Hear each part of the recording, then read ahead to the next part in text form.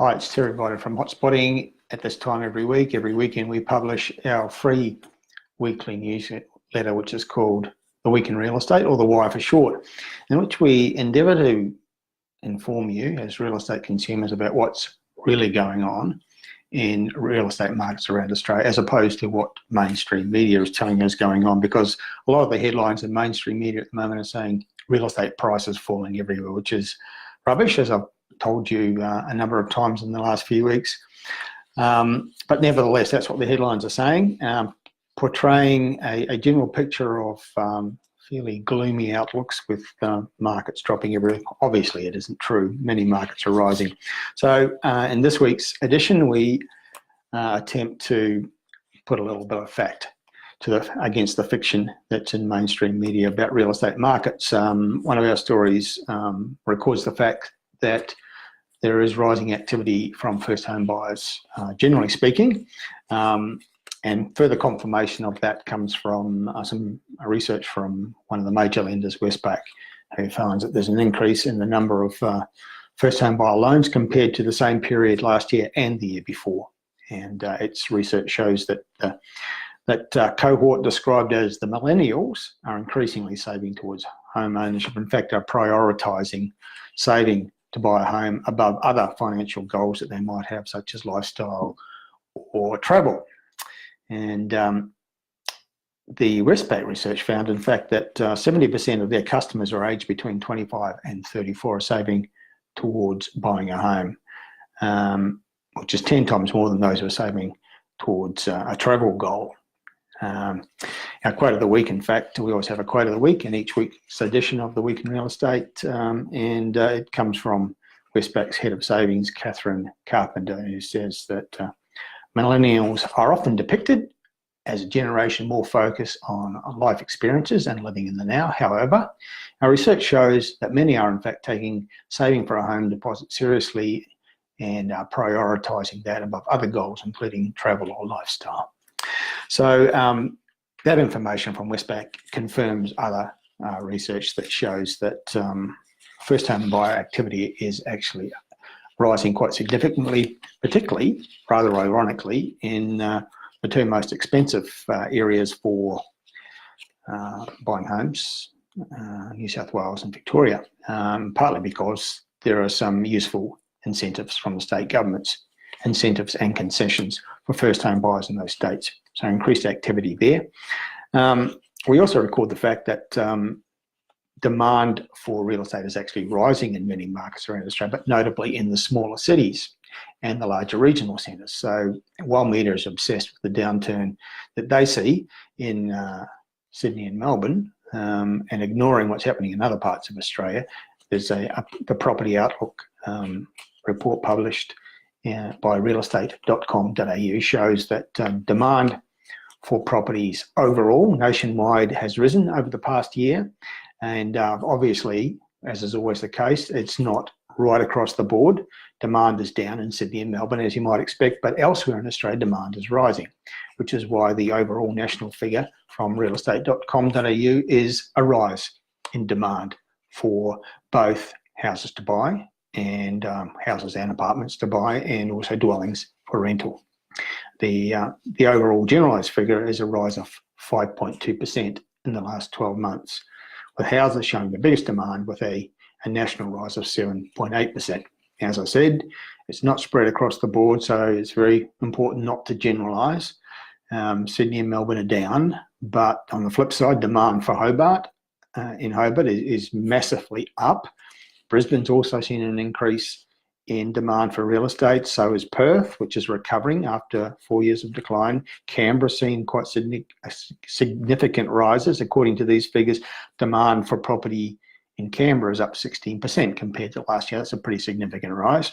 Even Darwin, which is probably the most depressed of the capital city markets right now, is pulling itself out of its long-term slump and has seen a rise in demand. So there's good prospects for increased sales, and out of that, rising prices in most of the capital cities, just not in Sydney and Melbourne. And that's the story that you're not getting from mainstream media.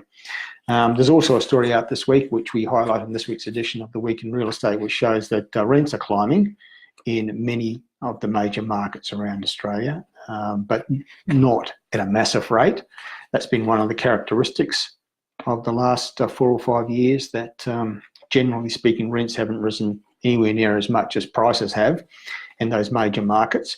But there are a couple of cities where rents have risen a lot, and they're specifically Canberra and Hobart. And not coincidentally, those are the two cities with the lowest vacancy rates. Both Canberra and Hobart, according to some measures, at least have vacancy rates well below 1%, which is very, very low. And not surprisingly, rents have risen quite strongly in both of those cities.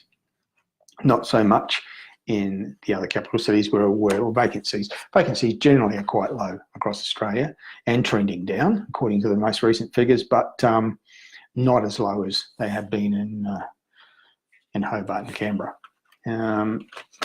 Now, another story about building approvals, because the headline we're seeing is building approvals are dropping, they're trending down, and that's more doom and gloom in the property industry. But the story behind the headlines is that what's happening is that approvals for apartments are dropping away, as you might expect, because we've been through a period of several years where there's been very high levels of approvals for apartments, and probably too many have been built in some of our markets, so developers are pulling back. And so approvals for apartments are down, but the flip side is that approval for standalone houses is actually rising. And in fact, the level of approvals for houses on land as opposed to apartments is at a 15-year high, according to the Housing Industry Association. So that's the story behind the story that you're generally not getting. There's actually a very strong positive there. And that's important for the economy of Australia, because building construction jobs are that sector is one of the most important in the economy right now. It's taken up a lot of the slack that was created by the end of the resources investment boom, and construction has been a very important sector to the national economy, particularly housing construction, and that's continuing. It's just that approvals for apartments are down, but approvals for houses are very high. Interesting story also came out of some research that was done by a particular source, a mortgage broker called Ching, and confirming other information that we're seeing recently, that our major lenders are actually charging interest rates that are different from one state to the next. I'm not sure why or how they could justify that, but different interest rate levels are charged depending on the state. So it seems that if you're in South Australia, you're paying the highest interest rates amongst the states and territories, and if you're in Victoria, you're paying the lowest. Let's see, the average owner-occupier loan in New South Wales at the moment is 3.9%-ish, similar in Victoria, but in South Australia, paying 4.06%.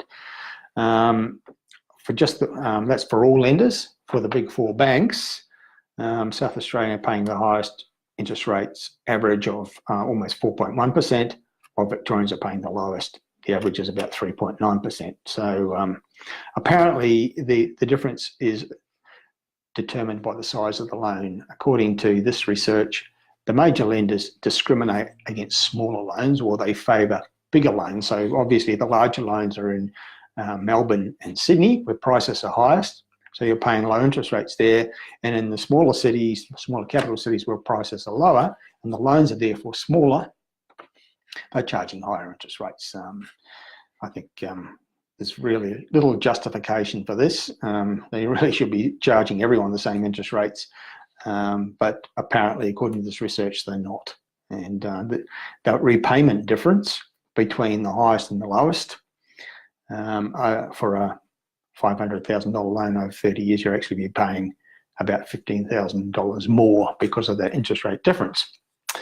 Other things we feature in this week's edition of The Week in Real Estate, we have a report of the week, which is top 5 New South Wales regional hotspots, and it's also, there is a video presentation by myself on that report. And the reason why we're highlighting is because we're emphasising affordability, and we're also emphasising the fact that we think that the strongest markets right now are actually in the smaller cities and in the regional areas. And probably the strongest individual jurisdiction amongst all the markets in Australia right now is regional New South Wales. There's just lots of strong rising markets in regional Australia right now, even as Sydney winds down. Regional cities like Newcastle very strong, and other cities are cranking up, and so it's timely that we've published our latest edition of the top 5 regional New South Wales hotspots report. There's also a podcast that I recorded talking about the impact of stamp duty and other government impositions on the housing industry and how that impacts on affordability. So lots of useful information, great information in this week's edition of The Week in Real Estate. It's a free newsletter. If you're not getting it, you should be getting it. So you can go to our hotspotting.com.au website and sign up for it and get this sent to your email, to your inbox on Saturday morning every week, giving you great information, which we think is better than what you're going to be getting from mainstream media, because it's impartial and it's expert, and there's no motivation to have screaming negative headlines such as you're going to get in mainstream media. So if you're not getting it, you should be. Okay, that's it for now. Terry Ryder from hotspotting.com.au signing off. I will talk to you again soon.